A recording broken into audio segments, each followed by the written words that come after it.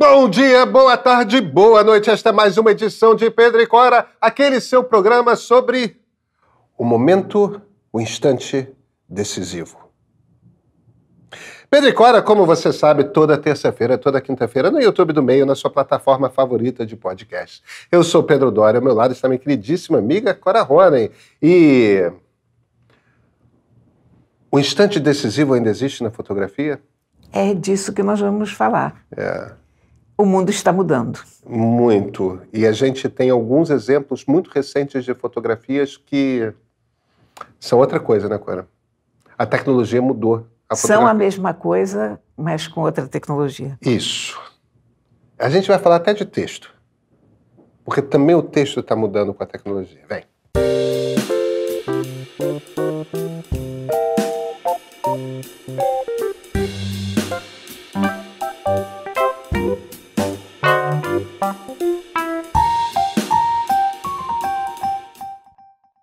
Sabe, Cora, eu acho que...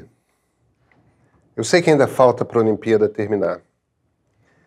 Mas a minha impressão é de que a foto dessa Olimpíada é uma foto com brasileiro. É aquela foto do Gabriel Medina sendo saltado da onda, fazendo assim, celebrando, e com a prancha atrás dele inteiramente vertical. Aquela é uma foto tão extraordinária que eu tenho dificuldade de imaginar que nessa Olimpíada, e Olimpíadas eu sei que produzem muitas fotos extraordinárias, eu tenho dificuldade de achar que alguém vai conseguir uma foto tão feliz quanto aquela. Não, eu acho que essa foto é absolutamente campeã. É inacreditável, né? Parece Photoshop, mas tem pintado fotos muito boas nessa Olimpíada. Por exemplo, você viu a foto da marcha? Você comentou comigo, eu não tinha visto. É um pelotão ali de pessoas saindo para essa competição, com o brasileiro na frente, e aquele grupo se espalha como se fosse um mapa do Brasil, né? E o brasileiro está ali no Oiapoque.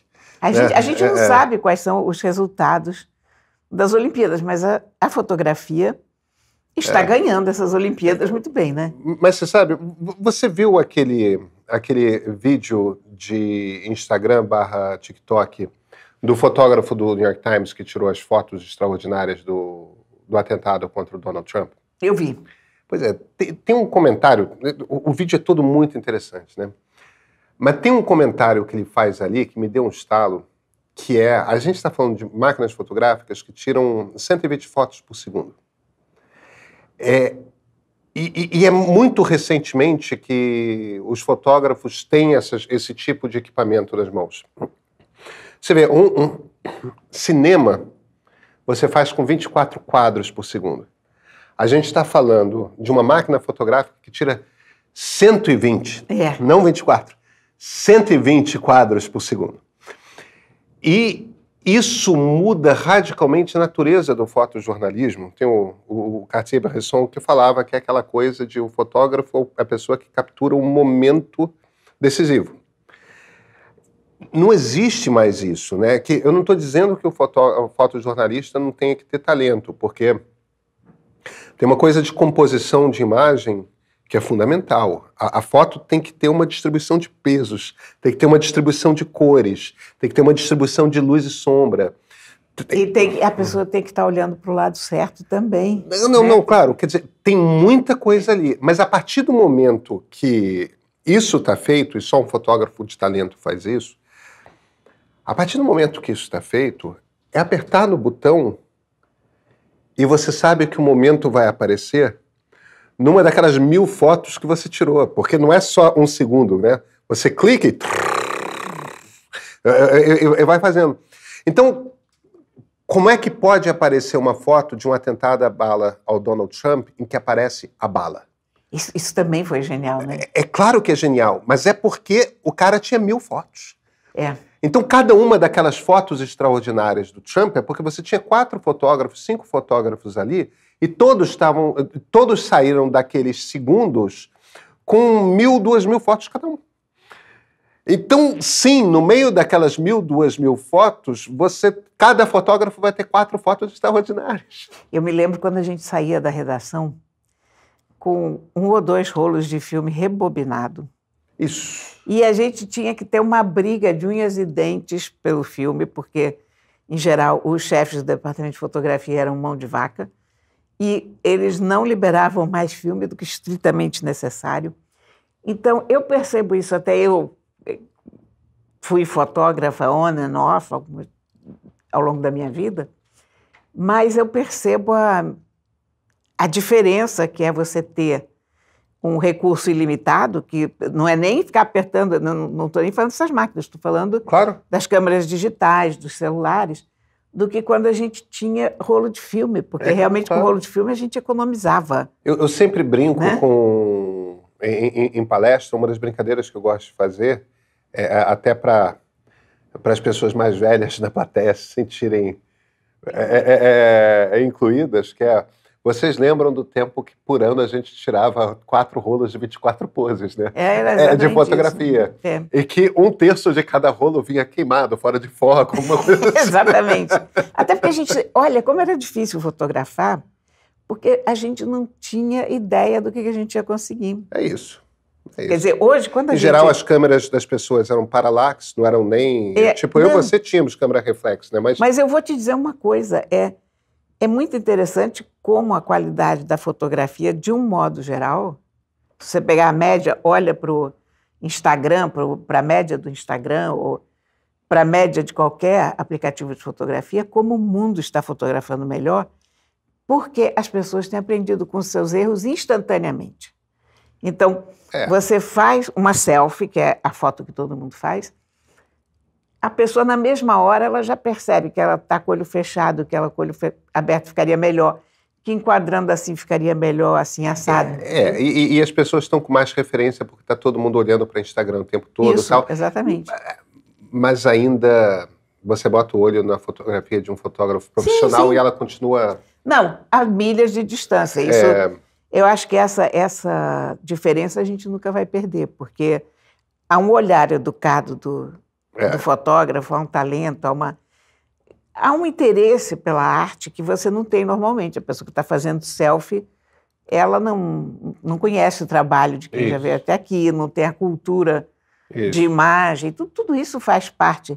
Mas a ferramenta do trabalho é fundamental e a ferramenta tem mudado o trabalho da gente, você não acha?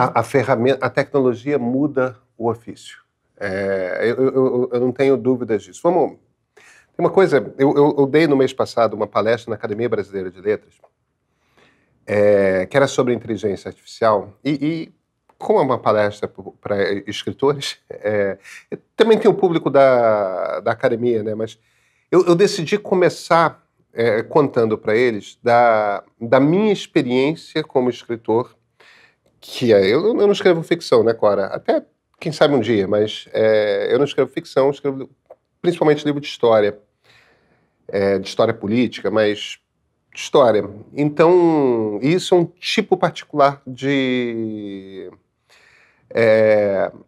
livro. E eu estava contando para eles como que entre o meu primeiro livro de história lançado, que foi em 2011, um livro chamado 1565, que é sobre... Adoro esse livro. Eu gosto de todos eles, mas esse é um livro sobre a fundação do Rio de Janeiro, o primeiro século e meio do Rio de Janeiro e da relação do Rio de Janeiro com São Paulo, né? Que, em geral, quando a gente olha para o século XVI, século XVII, os 1500, 1600, a gente só lê sobre o Nordeste, né? Que é onde tinha cana-de-açúcar. Era pobre o Sudeste. Então, eu queria ficar um pouco ali no Sudeste, o que estava acontecendo no Sudeste, quando o Sudeste era irrelevante. Mas o primeiro livro é de 2011, aí em 2013 eu lancei um livro sobre a Inconfidência Mineira. Depois veio um livro sobre o tenentismo, que é o Tenentes. Depois veio o meu livro mais recente, que é sobre o integralismo. Quer dizer, são 2 livros de colônia, 2 livros de Primeira República, iniciozinho já do período Vargas, né? Anos 30, esse livro sobre os integralistas. E agora eu estou escrevendo um livro novo que está atrás da 10ª. Eu sou super envergonhado com a editora. Essa é outra história. Eu não consigo parar de trabalhar. Mas eu estou trabalhando no livro. E o que eu estava contando para eles é como que a tecnologia transformou por completo a maneira como eu escrevo o livro 2 vezes. Como é que eu escrevi meus 2 primeiros livros sobre o Brasil Colônia? O que foi lançado em 2011 e 2013. Não tem tanto tempo assim. 10 anos, 11 anos. 15 anos no máximo. A gente está em 2024. 13 anos. Os primeiros 2 livros, qual é a fonte? A fonte é livro. A fonte é livro de história. Então foram alguns anos, foram 6, 7 anos, percorrendo sebos no Rio de Janeiro e sebos em São Paulo, comprando livros, porque nem sempre você acha uma coisa que você não tem. E às vezes feira, tinha uma coisa de... Vieira Fazenda, por exemplo, que é um cara que é super importante, é um cara do início do século, final do século XIX, início do século XX, que tem uns livros que são super difíceis de achar. Então, tem essas coisas assim que é onde tem informação. E a informação está muito dividida em caquinhos, um livro aqui, então uns livros são do século XIX, uns livros são do século XX e tal. Então, primeiro, tem que montar uma coleção de livros. E montar uma coleção de livros naquele mundo ainda era analógico. Ainda era um processo que é garimpar sebo e feira de livro usado. Não tem...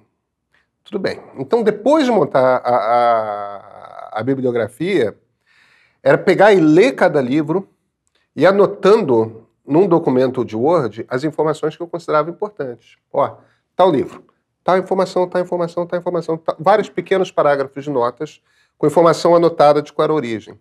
Depois, eu fazia um longuíssimo arquivo de Word com todas as informações de todos os livros devidamente anotados. E aí, era uma coisa de... Começa a pegar a estrutura de cada capítulo, quais são as informações que eu vou contar em cada capítulo. Eu tinha que pegar aquele arquivo de Word e montar o quebra-cabeça. Todas as informações de dezenas de livros, vai enfileirando, vou organizando na maneira... Monitor pequeno, tá, Cora? Monitor pequeno. Aí, 2 páginas, ainda bem que eu não tinha visto, tá cansado ainda. 2 páginas apertadinhas de Word, com todas as informações que eu estava escrevendo, e vou escrevendo e consultando a informação. Vou rolando aqui o arquivo, vou escrevendo, tal, e sempre com nota de pé de página, cada informação de onde que veio. Tal. Eu sempre achei muito importante para as pessoas não verem, você inventou essa coisa. Não, não, não. Cada página tem umas 3, 4 notas de pé de página com a fonte, a origem e tal.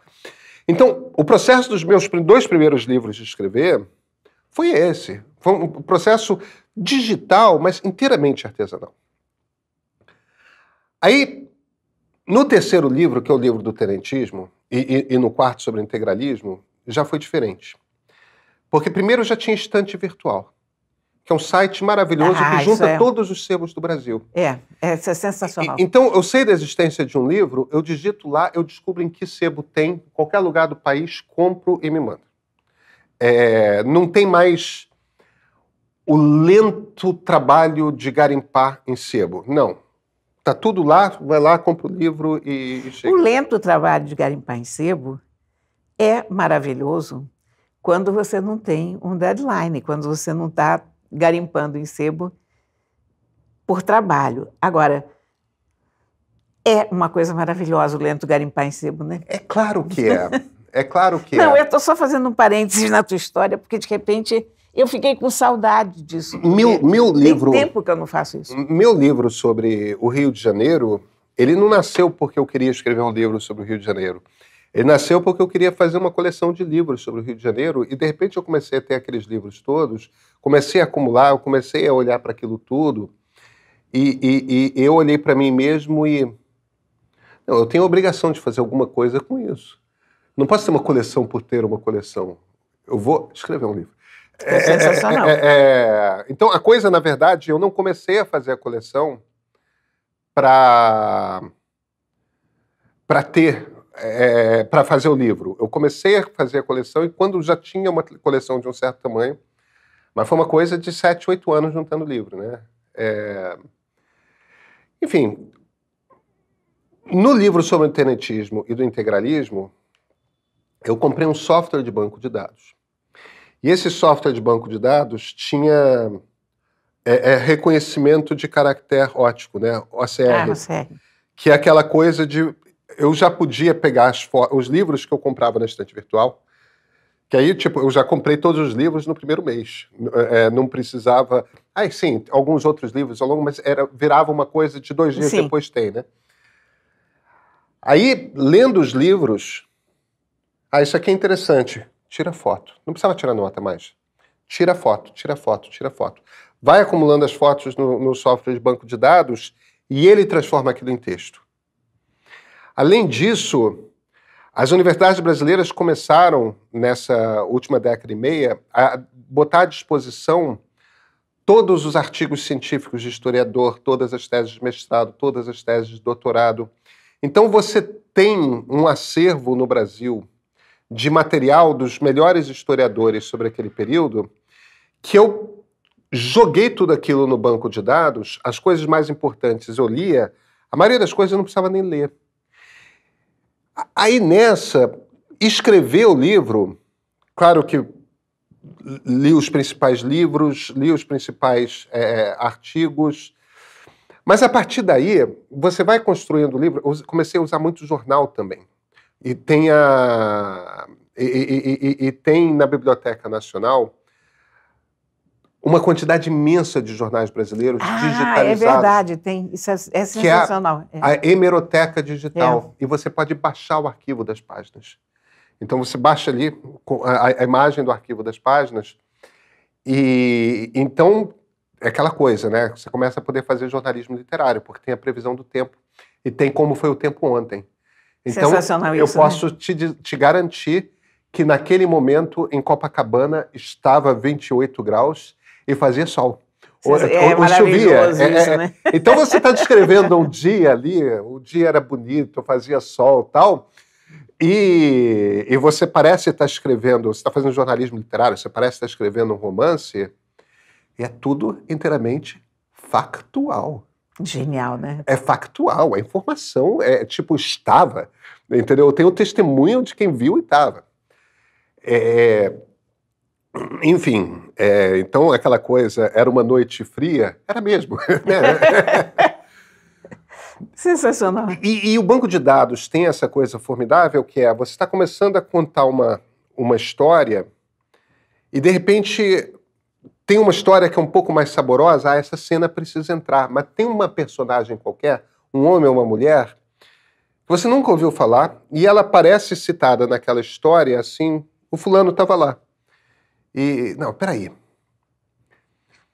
Eu preciso contar a história, mas eu preciso falar um pouco sobre essa pessoa, porque quando você apresenta um personagem, você dá algum subsídio para o leitor para se relacionar com aquela pessoa. E se eu tenho um banco de dados gigante, você digita um número, o nome da pessoa, faz uma busca, e nos 4 lugares em que aquela pessoa também é citada, em situações diferentes, ou às vezes com alguma coisa biográfica da pessoa, tem ali.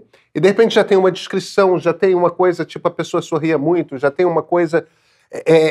mesmo nos livros fotografados com... Mudou muito a minha maneira de trabalhar quando eu comecei a trabalhar com software de banco de dados. A primeira metade do livro que eu estou escrevendo, agora, eu escrevi desse jeito. Essa parte que eu estou começando a escrever agora, eu estou usando o Notebook LM do Google. Eu estou usando inteligência artificial com grande modelo de linguagem. Porque aí eu pego, mesmo tipo de coleção, né? Os livros fotografados com reconhecimento de texto e os PDFs com artigos acadêmicos e muita coisa, já é uma coisa que é uma história da Nova República, uma coisa mais recente, artigos de jornal, entrevistas que eu fiz, que eu evidentemente não preciso mais tirar a fita. Isso é uma glória, né? Tirar a fita é nosso jargão jornalístico para É transcrever uma entrevista. Eu vou abrir um parênteses para me queixar de tirar a fita, porque eu gosto muito da minha profissão. Eu adoro jornalismo, mas era um inferno quando você entrevistava alguém e você gravava a fita e você tinha que chegar na redação e tinha que tirar aquela fita. Que era ouvir e digitar, ouvir e digitar. Insuportável. Era a coisa mais chata do mundo de se fazer. Hoje é Google Pinpoint. Você joga um arquivo Wave exatamente. Lá, ele te entrega o texto. Pronto. Olha, foi a mudança mais benfazeja da minha vida profissional, foi entrar com toda certeza. No mundo da... Com toda certeza. Então eu pego esse material todo e eu jogo no Notebook LM e eu começo a conversar com o computador. Eu estou pensando em escrever a cena de tal e tal forma. Se eu fosse escrever a cena de tal e tal forma, quais são as situações, as falas que eu deveria incluir? Ele traz. E como é uma espécie de ChatGPT, o Notebook LM é uma espécie de ChatGPT em que você delimita, você faz o banco de dados que ele vai consultar, né? Ele te conversa com você igualzinho o ChatGPT, só que ele não está procurando não sei de onde, ele está procurando exatamente de onde. E aí, quando ele responde, você tem que incluir tal coisa, você tem que incluir tal coisa, você pode incluir tal outra coisa, ele responde para você e em cada coisa que ele te fala, ele bota o link para o PDF ou para o texto ou para o que for, em que tal informação está. Então, Clara, num espaço de, vamos lá, 15 anos, 13, tecnologia fez com que a minha maneira de escrever livro mudasse radicalmente 3 vezes. E a cada passo, escrever um livro é mais fácil. Impressionante, né? E os nossos colegas fotógrafos passaram por uma mudança de tecnologia igual, né? Não, completamente. E aí eu volto para o nosso ponto de origem, né? A foto do Gabriel Medina. Inacreditável. A foto do Gabriel Medina é espetacular, mas o cara tinha 1000 fotos para fazer, para escolher aquela. Então, o motivo pelo qual ele tem aquele momento em que está a prancha e ele e o dedo absolutamente verticais, tem a felicidade de o momento ter acontecido, mas não tinha como ele perder o momento. Porque ele tirou 300 fotos antes, ele tirou 300 fotos depois. Ele pode... Essa aqui. E eu não estou dizendo para fazer pouco, não. Mas olha, também há um outro aspecto nessa coisa da foto que passou a ser quase impossível a gente escolher foto e isso passou a dar muito mais trabalho, né? Porque quando a gente saía de casa com 2 ou 3 rolos de filme rebobinado, 3x, lembra? Eu lembro. Você fazia aquela cópia, aquele contato. Você tinha, sei lá, 3, 4, 5 imagens de uma mesma cena, mas não mais do que isso. Então você podia ficar lá pensando qual dessas está melhor, compara. Inclusive havia diferenças. E você nem ampliava todas, né? Era tudo na folha de contato. Na folha de contato. Do tamanho do negativo. Exatamente, você ficava trabalhando lá com a lupa e tal. Era mais fácil escolher ali, né? Era mais fácil também chegar à conclusão que você não fez nada que prestava. Aquela droga de dizer, que droga, 2 filmes jogados no lixo. Mas, enfim. Hoje, eu acho que boa parte do trabalho está também numa coisa que a gente edição. Não está vendo, que é a edição. Você tem que escolher. É. Você vê que o trabalho muda. É, o trabalho de uma muda. forma muito curiosa, né? A gente acompanhar o que está acontecendo com as nossas ferramentas é muito curioso, né? E eu acho que vai... Aí a gente volta para a coisa... Mas, fundamentalmente, eu ainda tenho que inventar a maneira como eu vou contar aquela história. Claro. E o fotógrafo tem que imaginar por onde ele está olhando também. O fotógrafo ainda tem que construir o quadro. E essa construção do quadro segue sendo uma arte. A arte muda, o ofício muda. Mas ainda existe arte ali, né? Sempre. Sempre. E por falar em arte, temos livro? Oh, yes. Olha, eu tenho que dizer uma coisa, eu não li o livro ainda. Ah! Não. Eu recebi esse livro anteontem e eu li exatamente o primeiro capítulo. Mas eu já conheço esse livro há muito tempo. Porque uma vez eu procurei uma receita de carbonara na internet. Carbonara, você sabe, aquele espaguete com ovo e... É que você faz o bacon... E bacon, etc. Você faz o bacon, você joga o ovo, joga o espaguete com um pouco de água e... Com ou sem creme de leite, que aí é uma discórdia. Ah, creme de leite jamais. Não, o Margutta, que é o tradicionalíssimo restaurante italiano, bota creme de leite. Ele, aliás, chama o carbonara dele de carbonara da discórdia. É delicioso. Aliás, o Margutta, estou fazendo uma propaganda grátis aqui, mas é que eu amo o Margutta, acho muito bom. Mas, enfim, fui procurar uma receita de carbonara. Eu nunca fiz um carbonara com creme de leite. Eu também não, mas existe essa versão com creme de leite. E eu fui procurar só a receita do carbonara, pura e simples. E aí, acabei entrando exatamente num vídeo desses de polêmica do carbonara, creme de leite ou não creme de leite, e aí descobri, no meio, que aí um filme puxa o outro, você vê, não sei, quando você olha, você perdeu 2 horas vendo vídeo sobre carbonara. E aí, no meio dessa discussão sobre o carbonara, eu fiquei sabendo, para minha completa surpresa, que o carbonara foi inventado logo depois da Segunda Guerra Mundial, ou ali pela Segunda Guerra Mundial.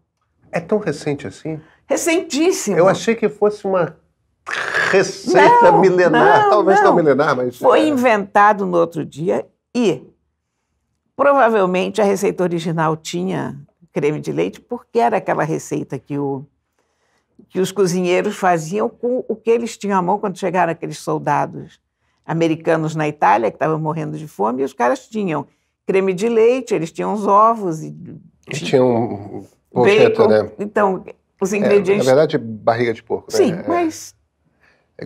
que tem a coisa do não se faz com bacon, né? Sim, mas está ali a base da coisa, né?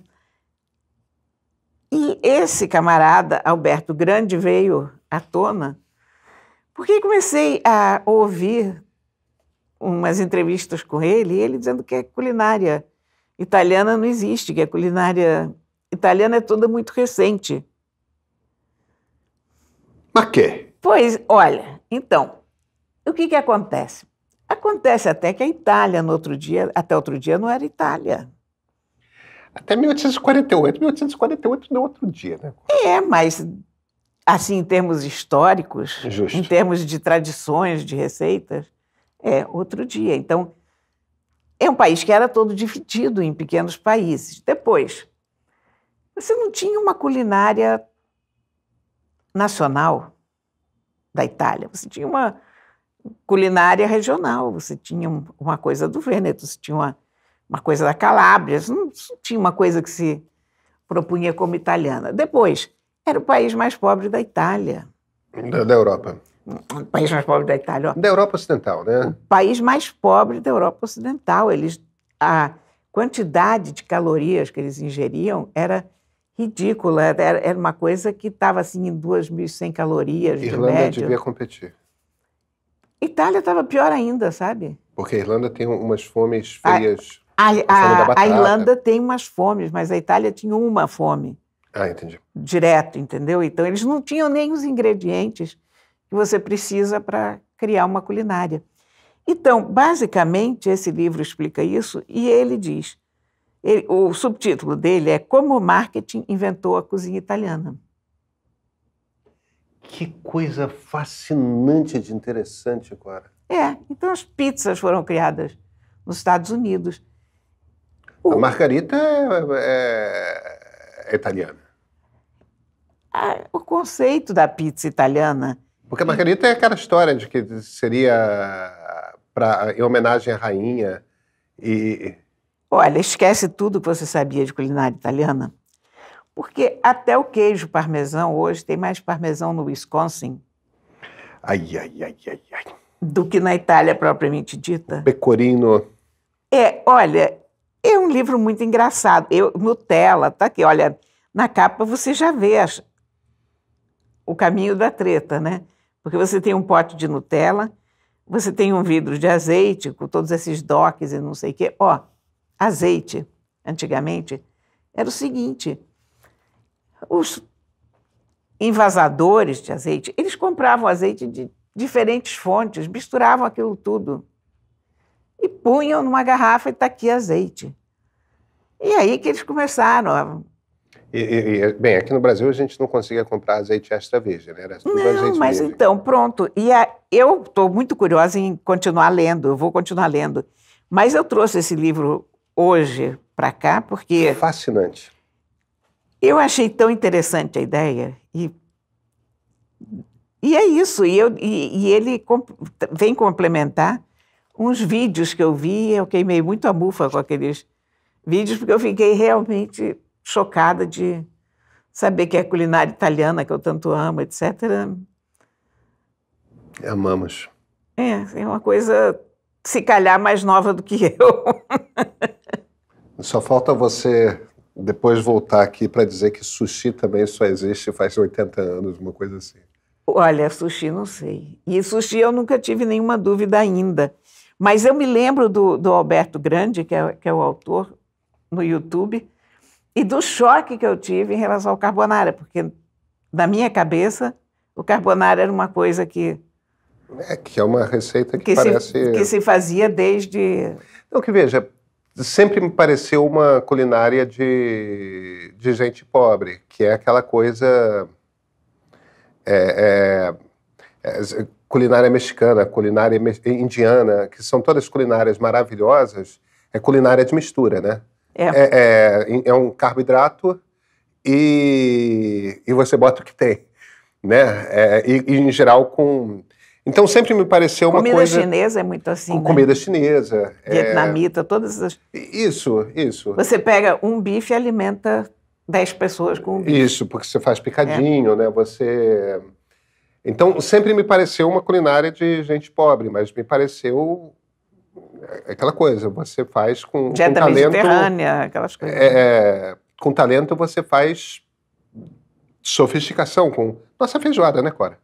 Essa feijoada é a melhor coisa do... Não, nossa feijoada é uma coisa espetacular, mas é feijão com a carne que tiver.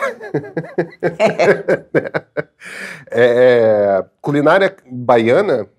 Gente, acarajé tem coisa melhor? Não, mas é o que tem, né? O vatapá, tudo mais, você bota o camarão, mas é pão e... Então, sempre me pareceu uma coisa dessas de... Mas me parecia ter uma lógica, me parecia ser uma coisa que tinha... E aí cada lugar faz a massa do seu jeito, mas com os ingredientes que tem. Eu estou surpreso, Cora. Pois não, esse livro aqui será uma surpresa para mim também, porque eu mal comecei a ler, mas eu já resolvi trazer porque achei tão interessante. As Mentiras da Nona. As Mentiras da Nona. Esse é um grande título. E eu tenho que confessar também que eu não li nenhum livro essa semana que eu recomende, porque às vezes, sabe, essa coisa de a gente recomendar livro, eu leio muito, eu quase não vejo vídeo, quase não vejo televisão, mas a gente lê muita coisa que a gente não gosta também, né? É claro. Então, para ter um livro toda semana que eu recomende, significa que eu li provavelmente 2 ou 3. E às vezes não tem, às vezes você sabe, tá legal, mas eu nunca recomendaria esse livro para alguém, porque eu me sinto muito responsável pelo... Aquele negócio, és responsável pelo que cativas, és responsável pelo que indicas, eu me sinto muito assim. Eu acho... Eu sei que é simpático, mas eu acho o Pequeno Príncipe desnecessário. Eu acho desnecessário. Não. Você sabe de uma coisa, sempre achei. Foi um livro contra o qual eu tive um enorme preconceito a vida inteira.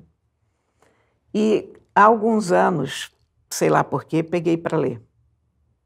Já adulta e com a minha cultura literária, digamos, solidamente estabelecida, sem necessidade de defender o meu ponto de vista ou não defender. Eu vou fazer, então, a seguinte proposta para você. Pega um dia desses de livro da Cora, traz O Pequeno Príncipe e me convença. Pode convencer.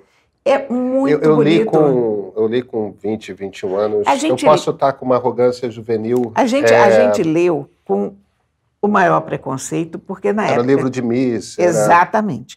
Era o livro que todas as misses diziam que tinham lido e adorado. A memória que eu tenho é de um clichê atrás do outro. Não é. Inclusive, criaram-se clichês a partir do livro. Mas ele não tem culpa, coitado. Não, tudo bem. Isso também aconteceu com Shakespeare. Isso também aconteceu com Vinícius de Moraes, com Carlos Drummond.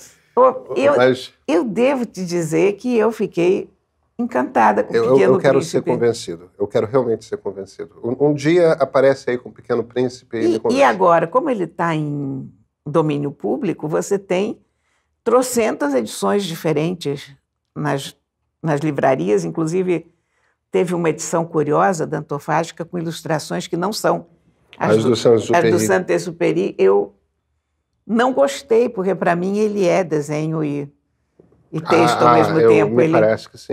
Ele é aquilo que a gente já se acostumou, né? Eu tenho uma coisa com Monteiro Lobato, que eu acabei comprando uma edição antiga para meus filhos, porque essas edições novas, com essas ilustrações novas, eu acho que são um problema. Eu gosto da edição com André Leblanc. Exatamente. Que não é nem o primeiro ilustrador. Mas é o que a gente encontrou. Mas é o que... Eu acho o Leblanc o cara perfeito. Exatamente. com a ilustração. Que era um desenhista erótico, né? Ele era um Carlos Zéfiro. Eu não sabia Antes disso. do Carlos Zéfiro. Ele se sustentava fazendo desenho de sacanagem para o jornaleiro vender. Você vê outra profissão que acabou, né? Porque agora com OnlyFans, com... Não, mas isso já tinha acabado. Internet. Na minha geração já não tinha mais Carlos Zéfiro. Porque tinha videocassete. Não, tinha videocassete e tinha revista, né? Revistas tipo Eliela, Playboy, Status... E aquelas revistas que ficavam no fundo ali do jornaleiro, né? É verdade. Que eram revistas proibidas para menores de 18 anos. Eu acho que só quem comprava eram menores de 18 anos. Exatamente. Clara, a gente se vê na quinta-feira? A gente se vê na quinta. Então, até quinta-feira. Existem os leitores do meio, os fãs do meio e os pioneiros do meio. Estes últimos não foram os primeiros a chegar, mas têm um lugar especial no nosso coração. Participam com a gente de um grupo de Zap, dão ideias de pautas e projetos e recebem nossas novidades em primeira mão. E cá entre nós é muito fácil participar dele. Entre em nossa página de pioneiros e use seu link especial para convidar 5 amigos para conhecer o meio. Eles aceitando o convite pronto, você já é um pioneiro. E sem falar dos brindes. Quanto mais gente você trouxer para o meio, mais brindes você ganha. Tem adesivo, camiseta, caneca, moletom. Seja um pioneiro, ajude o meio a crescer, ganhe brindes e venha conversar com pessoas inteligentes e de bom gosto como você.